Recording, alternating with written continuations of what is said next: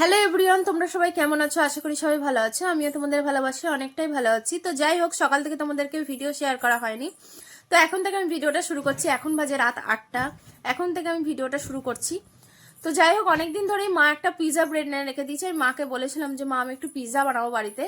তো যাই হোক, মা একটা পিৎজা ব্রেড এনে রেখে দিয়েছে।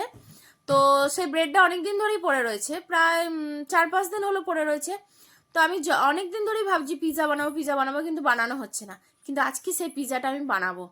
তো চলো, আমার কাছে তো স্ট্যান্ড নেই যে স্ট্যান্ডে রেখে তোমাদেরকে পুরো রেসিপিটা দেখাবো, বা কেউ ভিডিও করে দেওয়ার মতনও লোক নেই যে তাকে বলবো যে ভিডিওটা করে দিতে। তো সেই জন্য তোমাদেরকে আমি ধাপে ধাপেই দেখিয়ে দেবো। কিন্তু তোমরা যদি রেসিপিটা আমার কাছে জানতে চাও বা দেখতে চাও, অবশ্যই কমেন্টে জানিও। আমি অবশ্যই চেষ্টা করবো তোমাদেরকে ফুল রেসিপিটা দেওয়ার। চলো, টাটা।